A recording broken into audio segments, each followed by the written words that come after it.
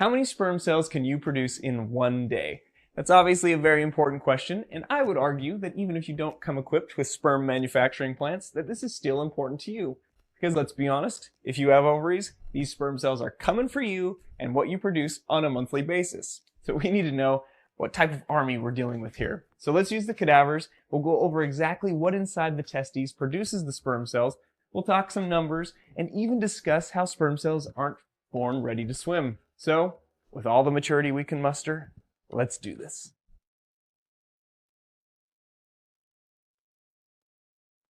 Now, most of us have a pretty good idea that sperm is produced in the testes, but we want to know exactly what inside is doing all this work. So we have a male cadaver here with a right testicular dissection. So, guys, deep breath, here we go. So this is the right side of the inner thigh or the right groin here, and you can see this is the right testis.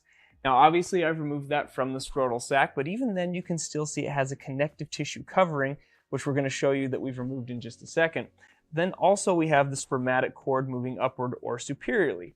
Now the spermatic cord contains veins, arteries, nerves for blood and nerve supply to and from the testes. It also contains a tube called the vas or ductus deferens.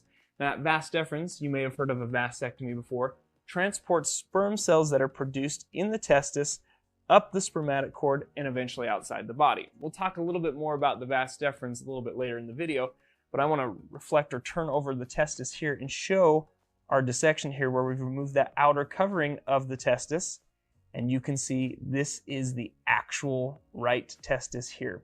Pretty amazing structure. You can even see on top of the testis there's this C-shaped structure here that we'll talk about a little bit. FYI, it's the epididymis, but we'll get into that a little bit later. But we need to show the internal anatomy of this right testis. Here we go. Look how amazing that is inside. And if you look closely in there, it almost looks like there's these little stringy type things here. And these little stringy things are tiny little tubes that are in each testis, and these little stringy tubes are called the seminiferous tubules. There are up to 900 of these in each testis. That's why, again, it looks like little stringy things. They're tiny. And these seminiferous tubules are where sperm cells are produced. Now, the process of sperm cell production is referred to as spermatogenesis. And we know spermatogenesis occurs in these seminiferous tubules. And I want you to think of these tiny little seminiferous tubules as little tiny hoses. And we know if you took a hose, you know the wall of the hose, typically made of rubber, and then we have the inside of the hose where there would be fluid flowing through. We call the inside hollow space the lumen, but the wall of these seminiferous tubules is where all the magic happens, because embedded in the wall are these stem cells that actually produce the sperm cells. These stem cells have a name. They are called spermatogonia, which kind of thinks or sounds like this mythical land where maybe we could think of sperm cells being produced by spermatogonia, or in the land of spermatogonia. So those spermatogonia, those stem cells embedded in the wall of the seminiferous tubules, are pretty busy and producing sperm at what some may consider an alarmingly high rate. They can produce up to 300 million sperm cells in one day. If we were to average that out over a day, that's approximately 12.5 million per hour, 208,000 per minute, and about 3,500 per second. I just created 3,500 sperm cells. And 3,500 more. Look at me go. So before all you males go out there making claims that you create troops at a ridiculous rate, we have to first understand that these troops, it takes a while for them to develop, and they're not born ready to swim, or in other words, they are non-motile. What's crazy to think about is if I go to this dissection, these seminiferous tubules that you're seeing in here, that development or that spermatogenesis takes up to 65 to 75 days. So these are developing within the wall of the tube for 65 to 75 days before they even get into the lumen of the tube and move down to the next structure where they're stored. So let's kind of review and put all of that together here. So if we take a look at the testis again, you can see if we go inside, there's all these seminiferous tubules here and here. And that's where the spermatogenesis is taking place for 65 to 75 days, and specifically just in the wall of the tubule.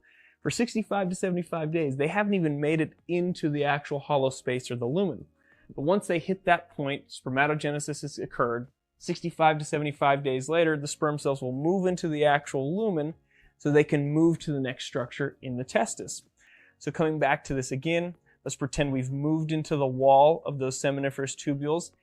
Those sperm cells will then get propelled in this direction towards this structure called the epididymis.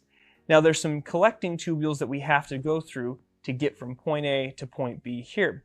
Those seminiferous tubules will first drain into these straight tubules or straight ducts, then to the reedy testes, and then from the reedy testes to the efferent ductules of the testes, and finally into the epididymis. Now once the sperm cells are in the epididymis, we used to nickname this place Swim Academy because this is essentially where the sperm cells become motile or fully mature. And again, this is this epididymis, but what you're not seeing with the naked eye here, that there is one really long tube inside this epididymis that if we were to stretch it out, it would be over 20 feet long.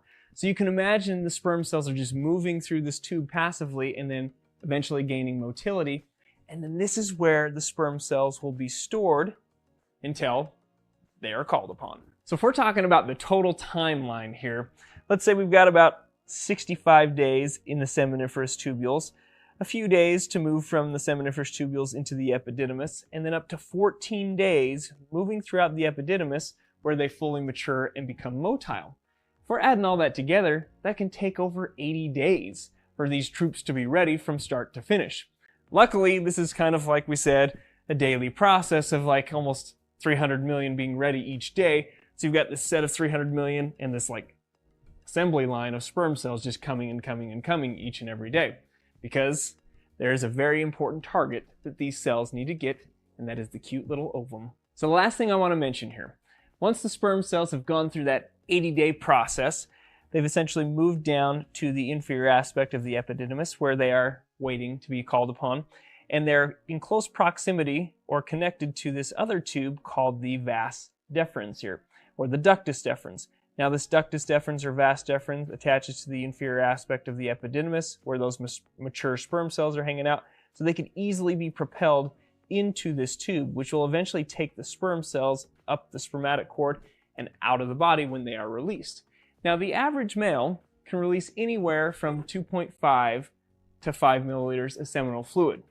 Now if you break that down even further, 1 milliliter of seminal fluid can contain anywhere to 50 to 150 million sperm cells.